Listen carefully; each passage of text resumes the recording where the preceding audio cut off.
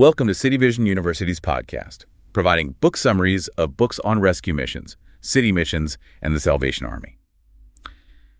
Usually, when we talk about a city in crisis, there is this underlying expectation of visible, dramatic destruction. Right, like a natural disaster or something. Exactly, like a natural disaster or a war zone. You look at the skyline and you see the smoke, the rubble, the shattered windows, and everyone can just point at it and say, there it is. That's the problem. Yeah, it's an obvious, undeniable visual cue. And, well, there's a certain comfort in that kind of clarity, honestly. For sure. We naturally prefer our crises to be highly visible and easily categorized. When a hurricane hits, the damage is catastrophic, but the narrative is very clean. The storm broke the city, so now we must rebuild the city. You know exactly what you're fighting against. But then you step into the reality of 19th century urban environments, specifically during these periods of explosive, unprecedented population growth, and well, suddenly that simple diagnostic visual completely shatters. It really does. It just vanishes. Right. We are looking at a landscape of profound societal collapse today that is honestly incredibly murky. It's a crisis hidden in plain sight, completely masked by the sheer bustling activity of everyday life. It really is the absolute definition of diagnostic muddy waters. I mean, in these rapidly expanding industrial hubs, you have soaring economic prosperity and technological advancement functioning right alongside, and I mean literally right next door to unimaginable, crushing destitution. Yeah. And the traditional institutions, the ones designed to maintain order and care for the vulnerable, they're essentially flying blind, completely overwhelmed by the scale of what is happening around them. And that dynamic is the perfect entry point for our deep dive today. We're jumping into a fascinating, almost haunting source document. It is an 1835 library book that was recently digitized by Google, titled The State of the Metropolis Considered. It's quite a title. It is. And I want to be clear right up front for you listening. This is not some dry, dusty historical ledger. This is a passionate, exhaustively researched, and somewhat desperate letter written by a man named Baptist Wriothesley Noel. Yes. He was the minister of St. John's Chapel in Bedford Row, London. And he wrote this as a direct public appeal to his ultimate superior, the Lord Bishop of London. And, the context of who Noel is and who he is writing to is vital for understanding the weight of this text. Right. He's not just some random guy off the street. Exactly. Noel isn't a political radical, and he isn't an outsider throwing stones at the establishment. He is deeply, deeply embedded inside the Church of England. Yeah. And what he is presenting to the bishop is essentially a highly detailed white paper on urban crisis management. He is looking at his boss and saying, the machinery we have relied on for centuries is failing, and if we do not radically change our approach, this city is going to consume itself. Wow. So the mission of our deep dive today is to explore Noel's letter, not just as a religious artifact or a piece of ecclesiastical history, but as a masterclass in recognizing systemic failure. A blueprint, really. Exactly. We are going to look at how explosive population growth in London completely outpaced every single piece of social infrastructure of the time. We'll examine the massive moral and social vacuum that was created as a result. And crucially, we will look at how Noel proposed disrupting the church's most cherished traditional methods to save the population. To really grasp the stakes of Noel's letter, you have to understand the foundational role of the Church of England in 1835. Okay, set the stage for us. Well, to a modern listener, a church is primarily a place where people voluntarily go on Sundays for spiritual guidance, right? Or to sing hymns, see their community. Yeah, it's a voluntary part of your weekend. Right. But in the 19th century, the Church of England was woven into the very fabric of the state. It was the primary social safety net. It was, in many ways, the public education system through its parish schools. Oh, wow. Yeah, it was the local administrative hub, recording births, marriages, and deaths. It was the undisputed moral compass of the nation. So when Noel says the church is failing to reach the people, he isn't just lamenting a decline in Sunday attendance. He's saying the whole system is breaking down. Exactly. He is warning that the foundational glue holding society together is dissolving. And here is where I found the source material so incredibly surprising. Because, when we think of 1830s London, our minds immediately go to the romanticized Charles Dickens version of the city. Right, Oliver Twist and all that. Yeah. We picture the top hats, the cobblestones, the fog rolling off the Thames, maybe a few cheeky pickpockets here and there. Yeah. But Noel's letter strips all that romanticism away. It reads exactly like a modern data-driven crisis report. It really does. He doesn't come at the bishop with vague theological anxieties. He comes armed with exact, terrifying statistics on demographics, crime, extreme addiction, and the very real threat of a violent political revolution. And that approach is what makes Noel so ahead of his time. He recognized that to move a massive, slow-moving bureaucracy like the Church of England, you couldn't rely on emotional anecdotes alone. You need the hard numbers. You had to prove the structural failure mathematically, so he builds this rigorous data-centric case to show the bishop that the current system isn't just struggling, it is fundamentally broken. Let's get right into that math then, because the first section of his letter is dedicated entirely to the mathematics of a moral crisis. How does he actually go about proving this to the bishop? Because census data back then, I mean, it wasn't exactly what it is today. No, definitely not. But he relies on the most recent official data available to him, which was the 1831 census. Okay. Noel starts by establishing the baseline. He notes that the total population of the London metropolis is 1,517,941 people. So over 1.5 million people packed into that space. Exactly. But Noel isn't looking at London as a single monolith. He understands the geography of the crisis. So the very first thing he does mathematically is subtract the population that lives within the old, ancient city walls of London. The central core. Right. That central core held about 57,800 people. Wait, why does he subtract them? Does the bishop care about those people? Well, he does, but Noel concedes that within those ancient walls, the medieval infrastructure is actually still functioning. Oh, I see. Yeah, there are enough physical church buildings, enough ministers, and enough resources to provide adequate pastoral care and instruction for those 57,000 residents. The old system works for the old city. Okay, makes sense. But the problem is that London had exploded far beyond those walls. Once he subtracts the central core, Noel points out that there are a staggering 1,460,141 people living in the surrounding, rapidly industrializing districts and suburbs. Wow. And these are places like Marylebone, Tower Hamlets, Southwark, Lambeth areas that were just absorbing massive waves of people moving from the countryside to find work in the factories and docks, right? Precisely. Those outer boroughs were the frontier of the Industrial Revolution. So Noel takes his target number, roughly 1.46 million people, and he begins a meticulous calculation to figure out how many of them actually have access to the moral instruction and community support that a church provides. And he's looking at all of them. He literally does the math on every single available seat in every place of worship. He calculates the physical capacity of the buildings. Yes. He starts with his own team, the establishment, the Church of England. He calculates that across all those outer districts, the Church of England only has about 248,000 sittings available. Wait, 248,000 seats for 1.46 million people? Yeah. That's a catastrophic bottleneck right out of the gate. The math isn't even close. It is a massive shortfall. But Noel wants his argument to be bulletproof. He doesn't want the bishop to dismiss his claims by saying, well, the other denominations are picking up the slack. Right, passing the buck. Exactly. Huh. So Noel bends over backwards to be as generous as possible in his calculations. In an era of intense religious tribalism, where a Church of England minister might naturally look down on other groups, Noel actively includes them in his math. Really? Yes. He counts all the sittings in the dissenting and Orthodox chapels, the Independents, the Wesleyans, the Baptists, the Calvinists, the Quakers. He's tallying up the competition, essentially. He is. And he goes even further than that. He calculates the sittings of what the Church of England considered completely unorthodox or oppositional groups, Roman Catholic chapels, Unitarian meeting houses, and even the Jewish synagogues. Oh, wow. He is trying to find every single person in London who has any structural connection to public worship, regardless of the theology. That is incredibly thorough. But, I mean, physical seats don't equal actual human beings in the building. A church might hold 500 people, but only have 50 show up on a given Sunday. How does he account for the actual attendance? That's where Noel's methodology gets really interesting. He factors in the regular attendees, of course. But he also builds a mathematical formula to estimate occasional worshipers. Like people who work weekends. Exactly. People who might only attend once every 2 or 3 weeks due to their work schedules.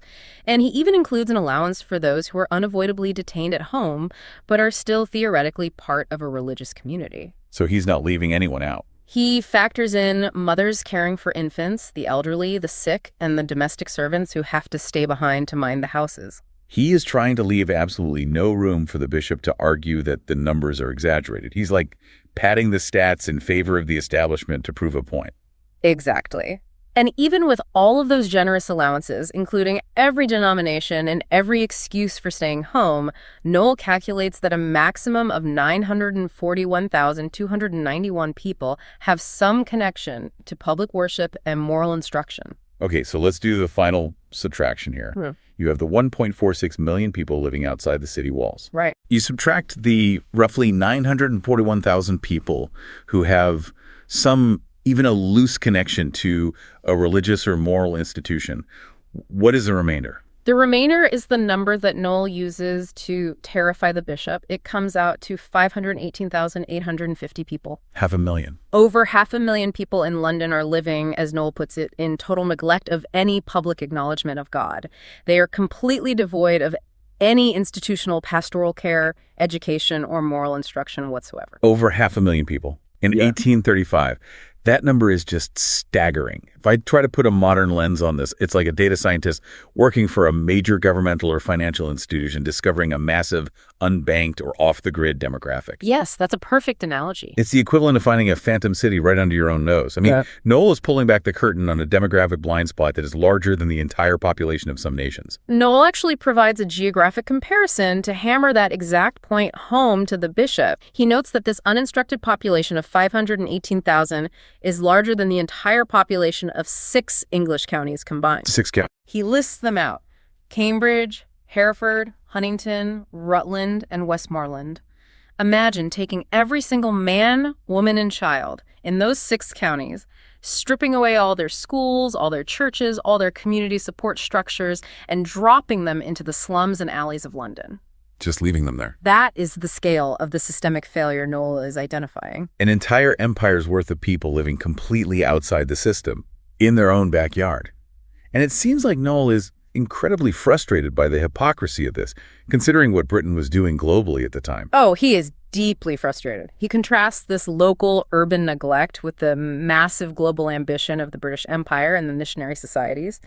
At this exact moment in history, England is pouring vast amounts of money and manpower into sending missionaries all over the globe. Right. They are crossing oceans to reach the coasts of Guyana, to journey into southern Africa, to establish missions in India and China. They are driven by this grand vision of instructing the uninstructed across the world. But they are completely ignoring the crisis, a mile from their own cathedrals? That is precisely Noel's argument. He is saying, we are sending people to the ends of the earth to combat what they view as heathenism, while ignoring a population the size of an entire nation living in what he calls practical heathenism, just an hour's walk from our comfortable, respectable pulpits. That's a huge blind spot. He lays out a devastating statistic. He says, if there were only one minister to each 2,000 of this destitute population, they would require 259 ministers. They have none. It is a total institutional abdication of responsibility. Wow. So having established the sheer mathematical scale of the problem, 500,000 people completely disconnected from the social safety net, Noel then transitions to the natural consequence of that neglect. Because if you leave 500,000 people to their own devices in a brutal industrializing environment, what actually happens to them? Right. And this brings us to the core of Noel's diagnostic report, where he outlines what he sees as the 6 plagues of the Metropolis. Noel isn't just throwing these numbers around for shock value either. He is acting like a sociologist or an epidemiologist, documenting the symptoms of a profound societal disease. Yeah. He understands that when you remove 500,000 people from the primary institution of moral and social cohesion, you don't just get apathy, you get rampant aggressive decay. He details 6 distinct features of this urban rot, and each one builds on the other. The first symptom he identifies is Sabbath-breaking. Now, I have to be honest, to a modern ear, the idea of people working or shopping on a Sunday doesn't exactly sound like an apocalyptic plague. Right, it sounds like Sunday brunch. Yeah, it sounds like a normal weekend. Why was Noel so fixated on this? To understand Noel's horror at Sabbath breaking, we have to strip away our modern concept of the weekend entirely. In 1835, the Sabbath was the only legally and socially protected day of rest for the working class. There was no weekend. There were no labor unions mandating a 5-day work week. There were no federal holidays, no guaranteed vacation days. The only thing standing between a laborer and relentless, never-ending toil was the cultural enforcement of the Sabbath. So when Noel sees commerce booming on a Sunday, Yeah. He isn't just offended by people skipping church. He is seeing the total exploitation of the human body. Exactly. Noel paints a grim picture of a city that literally never stops. He describes the butchers, the greengrocers, the bakers, the old clothes shops in Monmouth Street, all doing more trade on a Sunday than any other day of the week. That's exhausting just to think about. He specifically highlights the journeyman bakers. He points out that these men are already employed for 14 grueling hours every single day through the week in hot, suffocating bakeries. 14 hours? And because the Sabbath protections have collapsed, they are forced to labor for 7 more hours on Sunday just to prepare the Sunday dinners for other people. That is just a brutal level of physical exhaustion. And Noel also points out that it isn't just the poor working to survive, right? It is the poor working to service a massive, booming leisure industry. Yes, the collapse of the Sabbath meant a boom in leisure for those who could afford it, built entirely on the backs of those who couldn't. Noel documents 800 short-stage coaches running constantly on Sundays.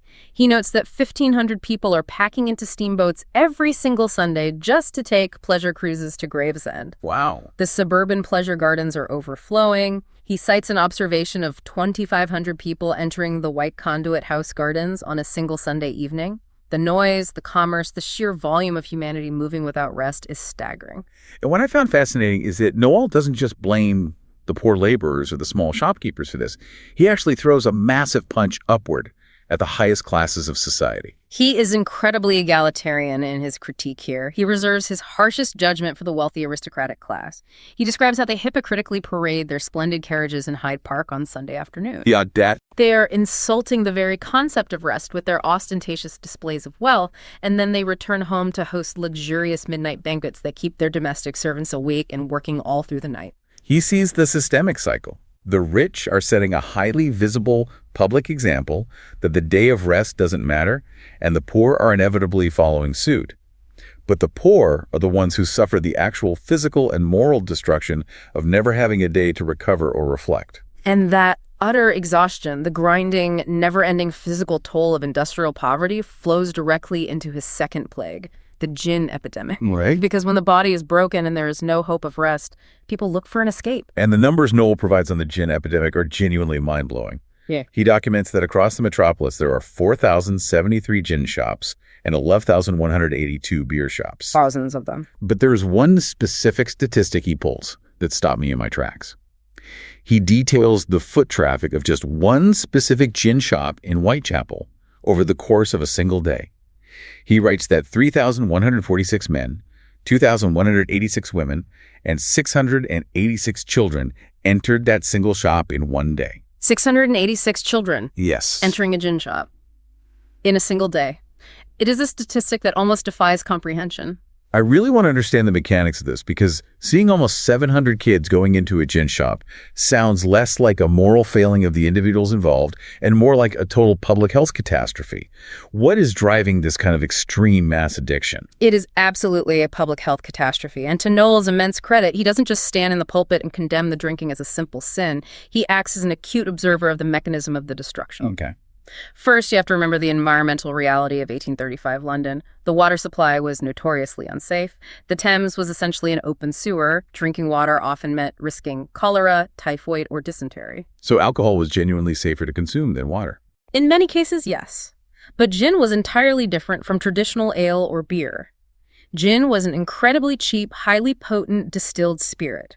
For a population that was starving, exhausted, and freezing in damp, unheated tenements, a penny's worth of gin offered immediate artificial warmth. It was self-medication. Precisely. It killed the physical pain of factory labor.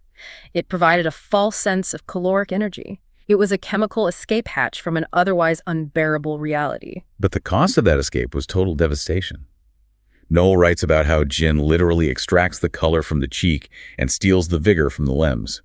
He describes how it leads inevitably to despondency, violence, and insanity. He sees the entire domino effect. The gin might temporarily numb the physical pain, but it destroys the physical body over time. As the addiction takes hold, it drains whatever meager wages the family brings in. And then they have nothing. Right. When the wages are gone, the family starts selling off their possessions, stripping the house of furniture, pawning their clothes. This tears up the very root of domestic stability, and it ultimately guarantees that the next generation, those 686 children, will be raised in absolute destitution. That's heartbreaking. Noel notes that 23,000 people are being arrested annually for drunkenness alone. The city is literally poisoning itself to death because there is no alternative support system. And if you have a population that is utterly exhausted by constant labor and simultaneously drained of all their resources by severe addiction, that naturally forces them into alternative means of survival. Which brings us to Noel's third plague, professional begging. Exactly. When honest labor breaks your body and still doesn't pay enough to feed your family or feed an addiction, the rational economic choice for many was to step outside the law. The underground economy. Noel's data on begging reveals a highly sophisticated, deeply entrenched underground economy. He cites an incredible statistic. He claims that 99 out of 100 beggars on the streets of London are deemed idle or profligate. They aren't just desperate people asking for a piece of bread. They are running organized, theatrical scams. It was business. Yeah. He describes beggars changing their clothes 2 or 3 times a day to present different tragic personas. He talks about women hiring twins by the day to look more sympathetic to wealthy passersby. He argues that this professional begging is far more profitable than honest, back-breaking factory labor. And to back this up, Noel references the records of the Mendicity Society. This was an early, prominent charity organization established to investigate claims of poverty and distribute relief. Okay, what do they find? In one single year, the society had 21,716 applicants asking for relief. After deploying investigators to check the backgrounds and stories of these applicants, the society concluded that only 839 of them genuinely needed and deserved the relief. Wait. Out of nearly 22,000 people claiming absolute destitution, only about 800 were telling the truth. According to the society's standards, yes. The vast majority were exploiting the charitable impulses of the wealthy. And Noel's underlying point here is incredibly sharp. He is pointing out a massive structural flaw. What's the flaw? London possessed immense wealth, and the wealthy often felt a generalized, guilty urge to give alms. But because there was no coordinated, intelligent social safety net, and because the church had lost touch with the actual neighborhoods, this wealth was distributed blindly. Oh, I see. It created a perverse economic incentive. Precisely. If standing on a corner with a borrowed baby and a fake limp earns you more in an afternoon than working 14 hours in a hot bakery, human nature dictates that people will choose the corner. They're just responding to the market. The lack of an institutional safety net trained people to be deceitful, because deceit was rewarded by the blind charity of the rich. Now, if begging is the survival mechanism for the utterly destitute, how do the slightly more ambitious, or perhaps more desperate, try to break out of that cycle entirely? They look for massive shortcuts. And that leads directly to Noel's fourth observation, the plague of gambling. Noel calls the gaming table the cradle of the thief. And again, he provides the staggering economic scale of the problem. He estimates that there are 43 major gaming houses operating in the Metropolis, where an astonishing £7 million is lost and won annually. £7 million in 1835. That is an almost unfathomable amount of capital circulating in the underground economy. Where is that money even coming from? It's coming from every level of society, but Noel focuses on how it corrupts the working and middle classes. He details how the lure of the gaming table leads the young shopman to start skimming from his master's till. It tempts the butler to steal the family silver. Wow. It drives fathers to gamble away their wages, consigning their entire families to the workhouse or to beggary. But why was the pull so strong? Why risk everything when the odds are always against you? Noel offers a brilliant piece of psychological insight here. He notes that the gambler becomes completely fixated on the remote possibility of splendid success, while becoming entirely blind to the overwhelming probability of ruinous failure. It's the lottery mindset. Exactly. In a society where upward mobility through honest labor is practically impossible for the working class, where you are born poor, you work hard, and you die poor, gambling offers the only visible lottery ticket out of hell. Right. It offers a fleeting fantasy of wealth and agency, but in reality, it just accelerates their ruin and constantly feeds new bodies into the criminal underclass. Which perfectly bridges the gap to the final 2 plagues on Noel's list, which are deeply, tragically intertwined: prostitution and the crime pipeline. When all legitimate avenues of survival are closed off, when the safety net is gone, when addiction and gambling have stripped away a family's resources, people are forced into the darkest corners of survival. Noel cites a magistrate at the time named Colquhoun, who estimated that there were 50,000 abandoned females living in the city. 50,000 women forced into prostitution, many of them described as starving, diseased, and dying in the streets. It's horrific. And operating right alongside them is a massive, entrenched criminal pipeline. Noel estimates there are 30,000 people living entirely by theft, fraud, and organized crime. And here is where the failure of the state and church institutions becomes glaringly, violently obvious. Noel points out an incredibly disturbing statistic. Within that criminal ecosystem, there are 12,000 children actively training as thieves. 12,000 kids. 12,000 kids being mentored in crime because there are no schools for them, no pastoral care, and no alternative. What happens when the state finally intervenes? When these kids actually get caught? Does the system try to correct course at all? That is the ultimate tragedy Noel highlights. When the state intervenes, it doesn't rehabilitate, it permanently condemns. The prison system of the 1830s was completely overwhelmed. Rather than acting as a place of reform, the prisons functioned as intensive networking events for criminals. That is a terrifying way to describe a prison system, a networking event. But that is exactly how it functioned. Noel specifically focuses on the prison ships, which were known as the hulks. Because the land-based prisons were full, the government took old, rotting naval vessels, anchored them in the Thames or off the coast, and packed them full of convicts. They were floating dungeons. The sensory details of that are just horrifying. Cramped, dark, disease-ridden wooden ships packed with desperate people. And Noel points out that out of 4,000 convicts held on board these hulks, 300 of them were boys under the age of 16. Good grief. Imagine a 14-year-old boy who gets caught stealing a loaf of bread or picking a pocket. He is thrown into the hold of a rotting ship, locked in the dark with hardened murderers, violent burglars, and lifelong con men. What is he going to learn in that environment? He's going to learn how to be a better criminal. He's getting an advanced, immersive degree in villainy. Exactly. Noel notes that 8 out of 10 boys sentenced to the hulks returned to a life of crime upon their release. They went in as petty thieves and came out as hardened, networked criminals. Wow.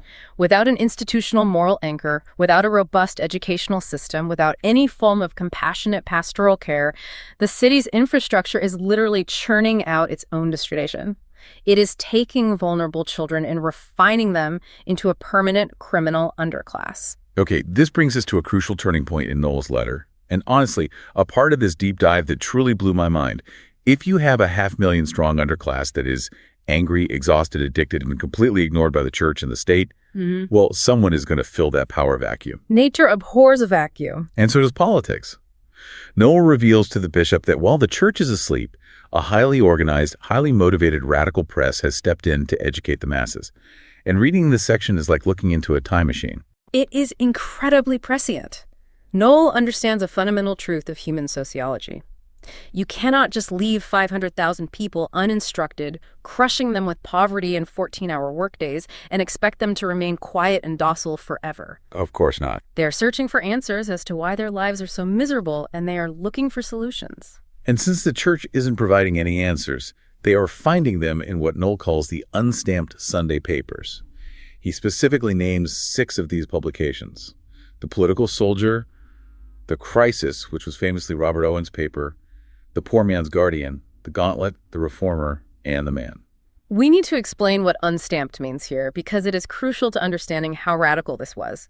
The government tried to control the flow of information to the working class by imposing a heavy stamp tax on newspapers, making them artificially expensive so poor people couldn't afford to buy them. They were literally trying to price the working class out of political discourse. Exactly. But these radical publishers simply defied the law. They printed their papers secretly, evaded the tax, and sold them for a penny in coffee houses, gin shops, and on street corners. Yeah. They bypassed the traditional wealthy gatekeepers entirely. The analogy that immediately comes to mind is modern, unregulated, fringe internet forums or dark web channels. These unstamped papers were the 1835 equivalent of a viral underground subreddit. Yes. They operated outside the bounds of polite society, and they spoke directly and aggressively to the deep disenfranchisement and anger of the working class.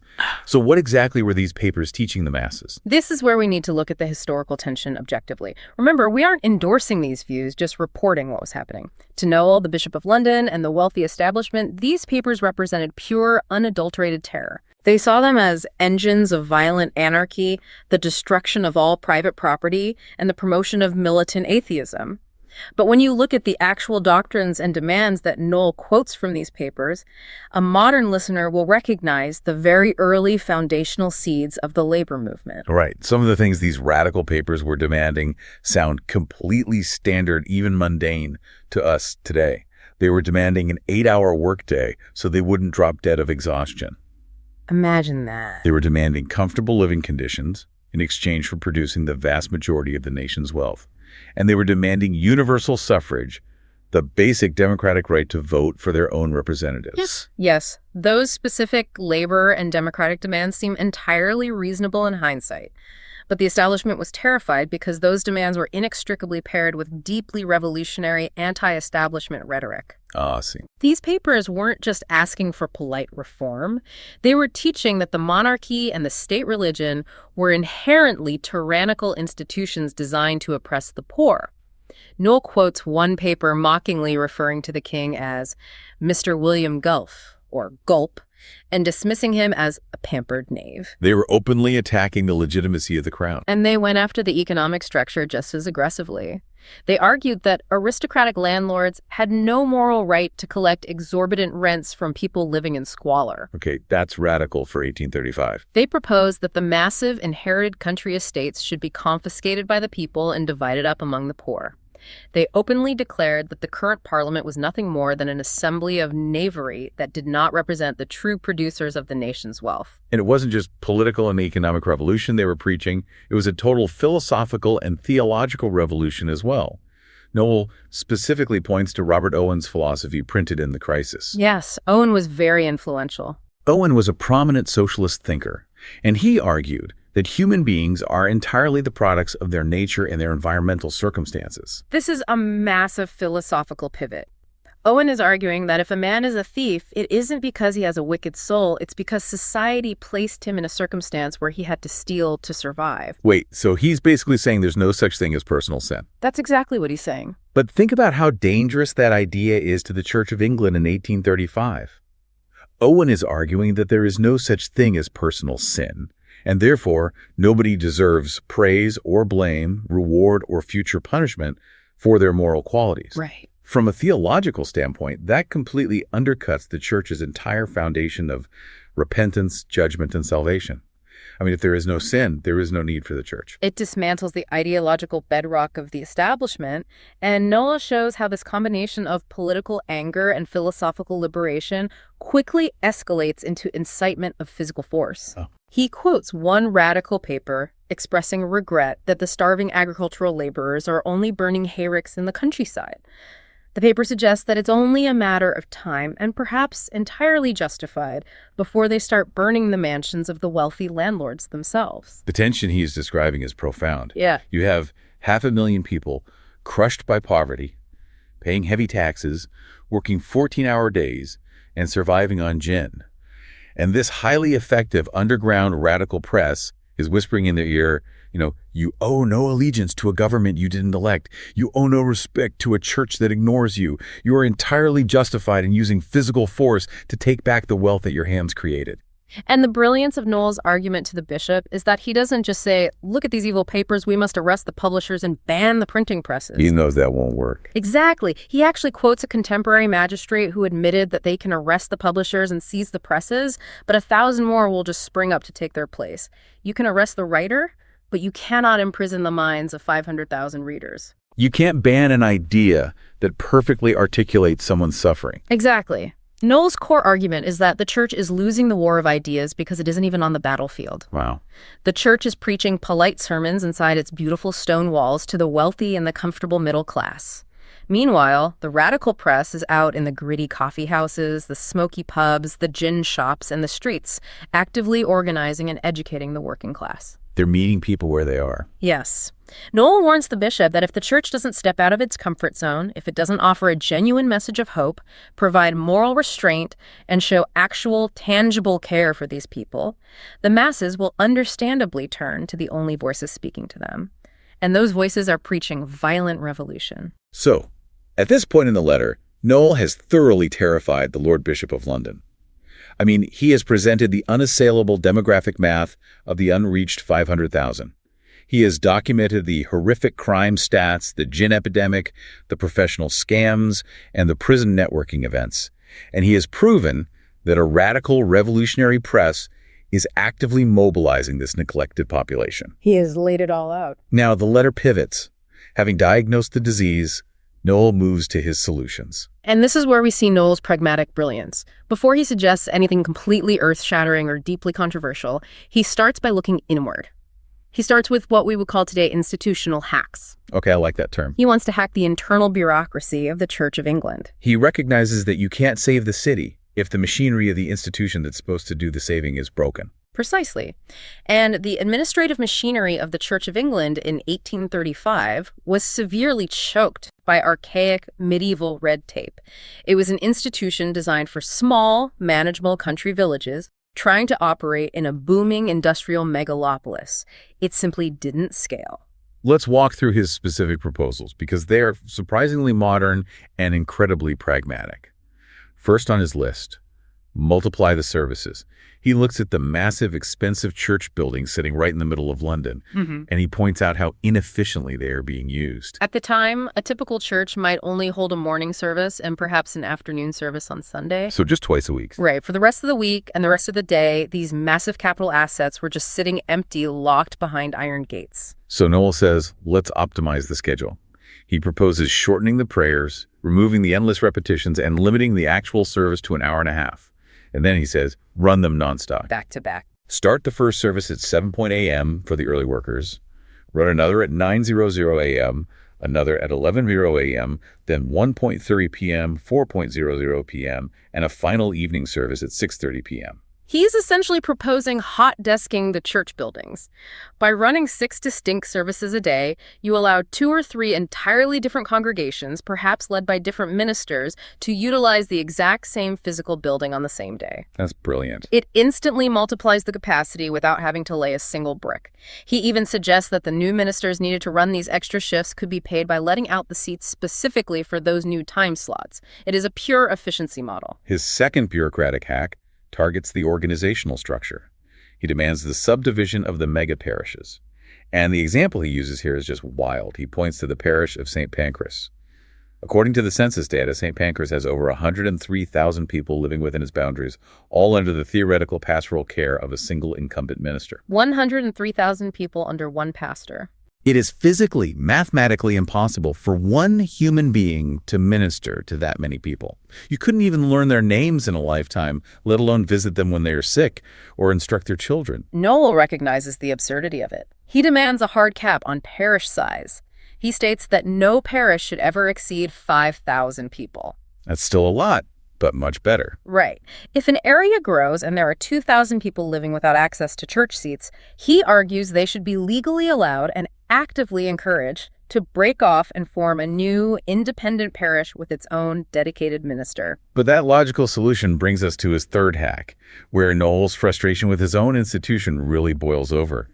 He attacks the absurd legal red tape that actively prevented citizens from building new churches. This part of the letter truly baffled me. Why was the church acting like a highly restrictive homeowners association? I know, it sounds crazy. It all comes down to maintaining control, protecting the financial interests of the existing clergy, and preserving the so-called dignity of the establishment. Noel exposes just how impossible the law made it for grassroots growth. He outlines the hurdles. Let's say a group of zealous, wealthy citizens see that their neighborhood of 10,000 people has no church. They pool their own money and decide to build one. Noel points out that the law required them to secure a massive £1,000 endowment fund first, purely as a security deposit, before they could even break ground on the building costs. That 1,000-pound endowment alone would be enough to permanently stall most local initiatives. Absolutely. But it gets worse.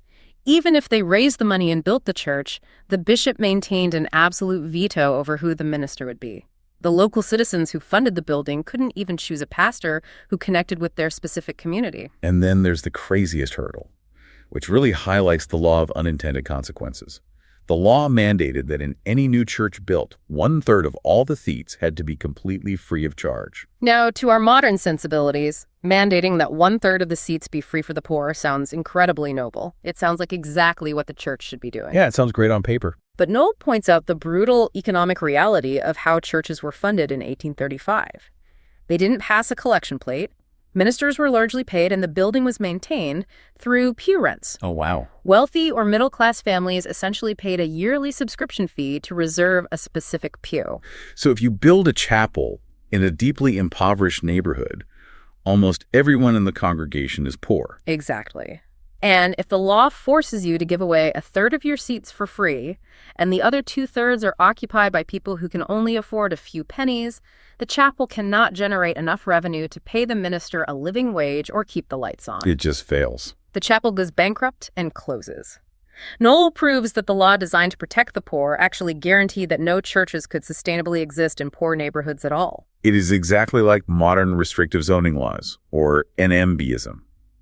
The institutional rules that are supposedly designed to maintain the order and dignity of the system are the exact mechanisms preventing the system from serving the people who desperately need it. What is fascinating here is how Noel prioritizes function over form.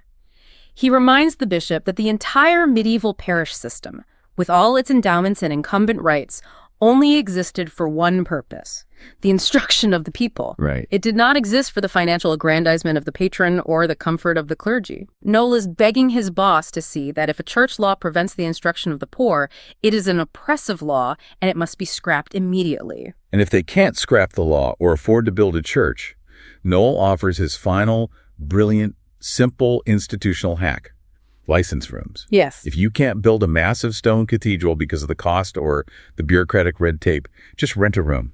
Find a large hall, a warehouse, an empty shop.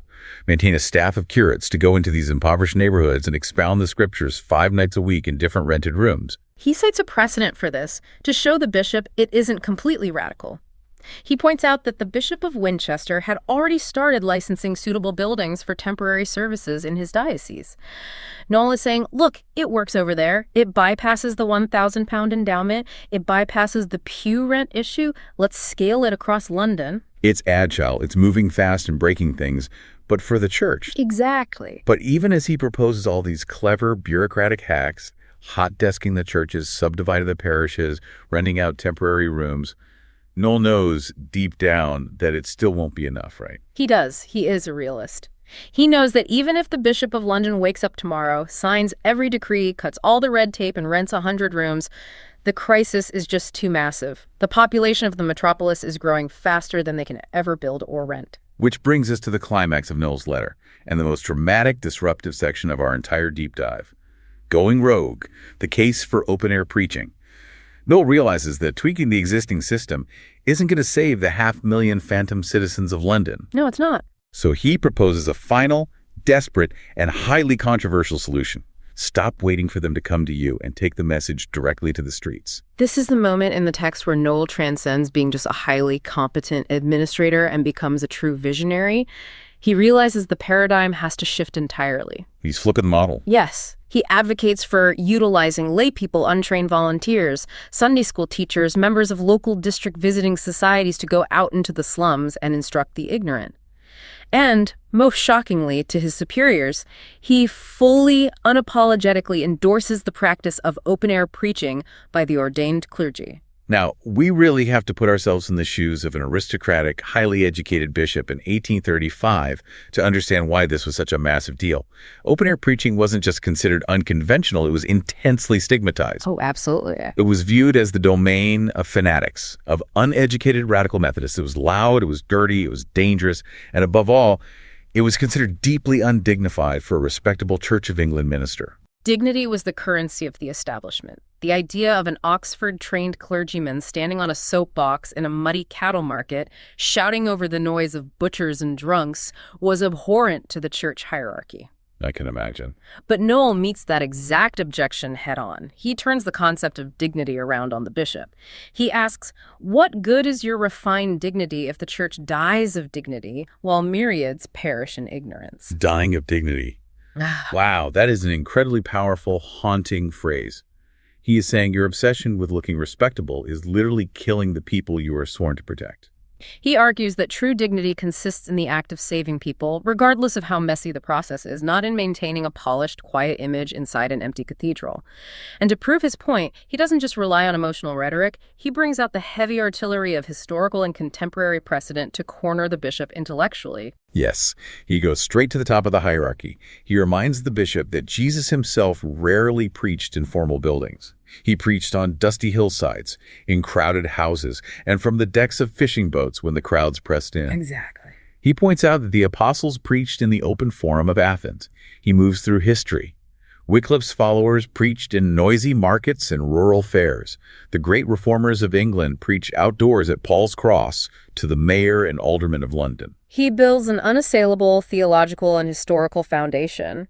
The bishop cannot argue against Jesus or the apostles, but the contemporary examples Noel provides are what really bring the gritty reality of this method to life. Tell us about those. Well, he tells the famous story of George Whitefield, the great Methodist preacher. In 1739, Whitefield went to a place called Kingswood near Bristol. It was a region populated entirely by coal miners, colliers, who were considered by polite society to be so savage, violent, and dangerous that no respectable person dared go near them. They were totally isolated. Right. They had no church, no school, and no police force. The imagery in Noel's recounting of this story is just, well, it sticks with you forever. Whitefield doesn't ask for a building. He just walks out into the open air and starts speaking. Eventually, he is preaching to crowds of up to 20,000 of these hardened colliers. 20,000. And Noel describes how Whitefield knew his message was finally breaking through. He looked out at the crowd of miners, whose faces were completely blackened by the thick coal dust of the mines, and he could see white gutters being made down their cheeks by their tears. Just incredible cinematic imagery. And Noel doesn't shy away from the intense physical danger of this method either. He wants the bishop to know exactly what he is asking his clergy to do. Right. He recounts another story of Whitefield preaching at the Moorfields Fair in London. This was a place of intense revelry, vice, and often violent entertainment. Whitefield stood up in the middle of this chaos and preached for 3 solid hours. Wow. He was intentionally interrupted by crowds beating drums, he was struck at by a performer with a whip, and he was repeatedly pelted with eggs, dead cats, and dirt. He just stood there and took it for 3 hours. He stood his ground. And because he endured the humiliation and the violence without retreating to a safe, dignified church, Noel notes that Whitefield converted hundreds of people that very day. It takes sheer, unadulterated bravery. It's the modern equivalent of setting up a pop-up medical clinic or a crisis intervention tent in the middle of a violent riot in the most dangerous neighborhood in the city. That's a great comparison. You aren't protected by walls or guards. You are completely vulnerable to the crowd, and you are inevitably going to take some hits. Exactly. And Noel provides other examples to show the scale and respect this method can command. He mentions Rowland Hill preaching in the pouring rain to 20,000 people on the Calton Hill in Edinburgh. In the rain. 20,000 people standing entirely exposed to the elements, in total breathless silence, just to hear a message of hope because someone finally brought it out to them. And he brings it right back home to London, too. He points to a contemporary preacher, a Mr. Smith, who set up his open-air pulpit right in the middle of the Smithfield cattle market. Now, Smithfield was notoriously rough, full of slaughterhouses, aggressive drovers, butchers, and thieves. Very rough. But Smith went right into the center of it and actively reformed some of the most hardened reprobates in the area. Noel even provides the receipts for that claim. He quotes the local superintendent of police who officially testified that Mr. Smith's open-air preaching was doing more to reform the behavior of the worst characters in Smithfield than the entire police force combined. That's amazing. It was a highly effective, proven method of urban crisis intervention. So how do you think the Lord Bishop of London reacted to reading this? To being publicly told by one of his own prominent ministers that his highly educated, refined, Oxford-trained clergy needed to stop worrying about their vestments, go out into the mud, and let themselves get pelted with eggs at a street fair. It must have been a profoundly uncomfortable, deeply challenging read for the establishment. But Noel anticipates their hesitation, and he summarizes his ultimate philosophy in one brilliant, commanding phrase. Necessity has no law. Necessity has no law. Yes. When the circumstances around you demand a radical change, sticking rigidly to the old, comfortable rules is not just foolish, it is criminal negligence. That is a principle that applies to so much more than just 19th century theology. Noel drives the point home by comparing the situation to the greatest military crises of their era. He says, look at Napoleon. Napoleon conquered Europe precisely because he ignored traditional, dignified military tactics and moved his armies in ways the old guard thought were illegal or impossible. He broke the rules to win. Or look at Admiral Nelson at the Battle of Copenhagen. When his superior officer raised the signal flags ordering him to retreat, Nelson famously put his telescope to his blind eye, said, I really do not see the signal, and sailed in to win the battle. Wow, what a story to include. Noel is telling the bishop, if the goal is to win the war, if the goal is to actually save the 500,000 unreached people of London, you cannot wait for them to walk through your stained glass doors because the data proves they never will. You have to ignore the traditional signals. You have to go to where they are. So as we wrap up, what does this all mean for us today? Let's zoom out and summarize this incredible, massive journey we've taken through Baptist Wriothesley Noel's letter. It's been quite a ride. We started by unpacking the cold, hard, unyielding demographic math of the unreached 500,000, those 6 phantom counties hiding in the shadows of the world's richest city. We waded into the muck to examine the plagues, the grinding exhaustion of the Sabbath laborers, the generational detestation of the gin-soaked streets, the theatrical scams of the professional beggars, and the crowded, rotting prison hulks that were actively training children to be lifelong criminals. Yeah, a dark picture. We sat in the gritty coffee houses, reading the unstamped radical papers that were effectively organizing the anger of the working class and demanding structural revolution. And finally, we witnessed Noel's passionate, desperate plea for his beloved church to abandon its suffocating bureaucratic dignity, cut the medieval red tape, and take to the open fields to reach the people. It truly is a masterpiece of crisis analysis. Noel perfectly identifies that immense friction point in history where legacy institutions fail to adapt to rapid demographic, economic, and technological change. He saw the collapse coming, and he offered a blueprint for disruption from the inside. And addressing you, the listener, directly, I want you to think about how incredibly relevant Noel's framework is today. Whether you're leading a business through a massive market shift, working in a government agency bogged down by red tape, running a nonprofit, or involved in local social services, Noel's 1835 letter is a timeless masterclass. It really applies across the board. It teaches us how to use data to realize when our comfortable legacy systems are failing the very people they are meant to serve. And more importantly, it shows us the absolute courage required to adopt disruptive grassroots methods to actually reach people in need. Yeah. You can't just build a better, shinier building and hope the community comes to you. Sometimes you have to risk your dignity. Sometimes you have to go rogue. Which brings up a fascinating final provocation for us to ponder. Okay, let's hear it. If Baptist Wriothesley Noel were miraculously transported here to analyze our society today with our pervasive, silent epidemic of digital isolation, our own modern, highly synthesized forms of addiction and economic destitution, and our incredibly powerful, algorithm-driven radical press dividing us on social media, where would he tell us to go? Oh, that's a great question. That is a phenomenal, heavy thought to leave on. The muddy waters of societal crisis haven't cleared up at all since 1835. The diagnostic landscape has just shifted to the digital realm. We still have phantom populations. They are just hiding behind screens instead of in the slums of Tower Hamlets. Thank you so much for taking this deep exploration with us into the state of the metropolis considered. We hope it gives you a sharp new lens to look at the structures, the hidden demographics, and the blind spots in our own world today. Keep questioning the blueprint, keep looking for the people outside the walls, and we'll talk to you next time.